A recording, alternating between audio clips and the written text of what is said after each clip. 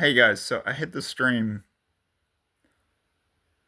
a couple of nights ago, so from Monday, the night of Monday, the 2nd of May, through to the morning of Tuesday, the 3rd of, sorry, Monday, the 2nd of June, through to the morning of Tuesday, the 3rd of June, 2025. Please refer to the disclaimer in the description box below, and I'll just crack straight into it. So I was dreaming about other things, and then, yeah, proper finger snap. Right, the scene switched, and then I saw myself. I was talking with a group of people and I sort of got out of my own way, and then a voice spoke. It was me talking, but it was it wasn't my voice. How do I describe it? It was my voice, like you're hearing it now. But yeah, like it was the Holy Spirit. So Sophia, the Holy Spirit, speaking through me because I was saying stuff like that. Like I didn't. It's. I would describe it. It's like watching yourself speak, and then or you're like a pipe or the bed of a river, and then this information is just like water flowing down the river.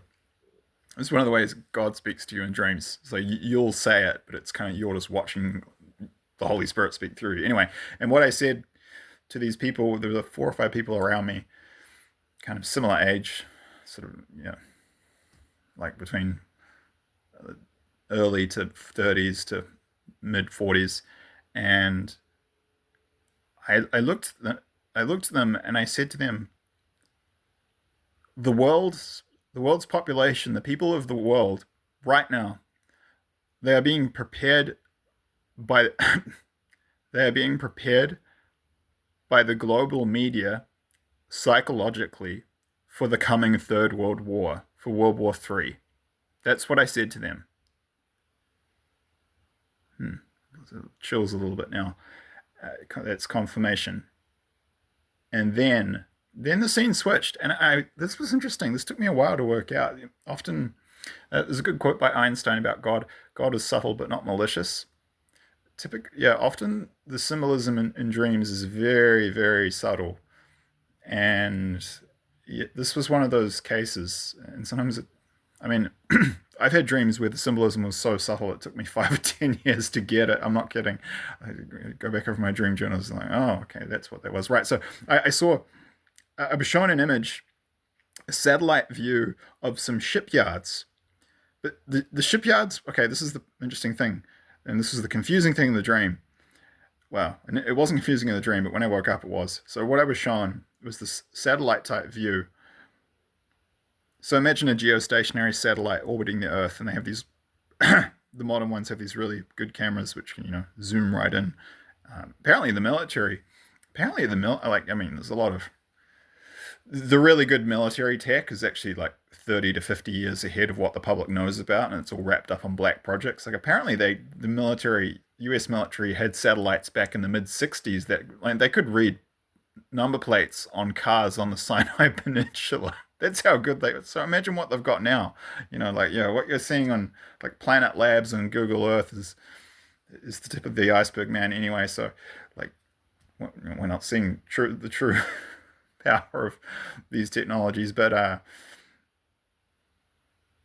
was shown a satellite type image of shipyards, and they looked like they were in the area of San Diego, and I could see that the Americans were building new warships, but specifically they were building aircraft carriers. And this zoomed in satellite image, and you can find, I'll put links to articles online with similar images from China, which I'll get to in a minute.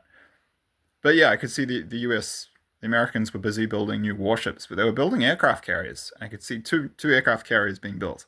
But there was a whole line, so they were in two berths, those aircraft carriers. But then alongside them, there were maybe 8 to 15 berths ready where other ships could be constructed. What this suggested is that the US was undergoing a large scale, rapid, ambitious, kind of aggressive. That's an appropriate word given when apparently moving into World War III. Unfortunately, I wish I was wrong and crazy and delusional, and I kind of in some ways still hope I am. But unfortunately, if I'm honest with you, I know I'm not. I believe I'm not. And yeah, so that's what I've shown in the dream. The US, this shipyard, a couple of aircraft carriers they were busy building, and it looked like they were getting ready to build a whole bunch more warships. Okay, so right. Now for the interpretation. So the first part's pretty simple and clear cut and straightforward, and what you see, what you hear is what you get. What you hear, well, what you see rather, is what you get. But the second part is much more subtle, and took a while to sort of interpret and figure out. Okay, so the first thing to know is that the US is, so sometimes this is really tricky. Actually, my Amazonian, Amerindian, or indigenous tribal friends from the tribes, the Achwa, the Shipyard, and the Shuar. Uh, I'm working with four tribes in the Amazon on conservation projects, but those three in particular, they're part of a group of cultures that anthropologists refer to as quote dream cultures, because the prophetic dreams are normal for them.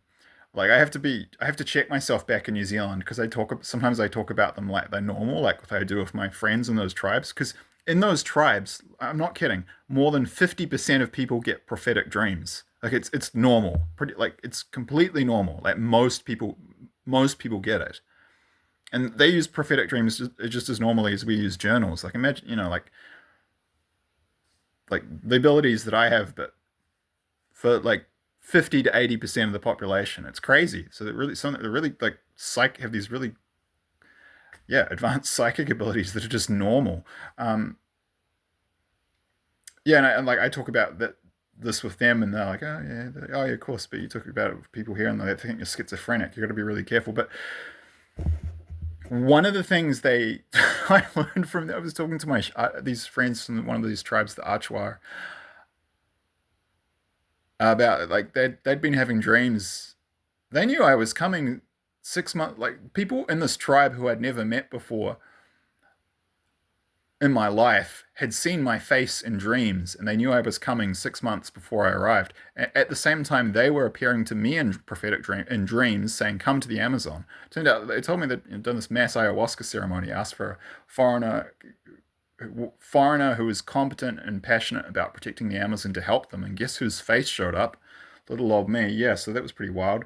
I was like meeting guys I've like never met in my life before. They were like, "Oh yeah, we knew you were coming. We saw your face 6 months ago." I'm like, "What the frick?" But they so I learned a little bit more about dream interpretation from them, and I bet there's so much more that I can learn when I go back. I bet I'm probably only scratching the tip of the iceberg. There's so much wisdom and knowledge there. Um, anyway, but look, just don't. I don't want to. I've got to be careful not to go off on a tangent. Although it is fascinating. But the point that I want to make here is that they told me, get this. Sometimes you dream an opposite. I'm not kidding. So it's like a photo negative. So dreams can be incredibly tricky, and they said that too. Like sometimes you will literally dream the opposite of what is going to happen, or the symbolism is the opposite. Like that's how come, and then not to mention you constantly have demonic spirits and like negative entities throwing you like fake disinformation dreams, and if you don't get your discernment right, you'll be in a world of pain. I've been there, trust me. You just be careful out there, trust me. It's like dreams are powerful, but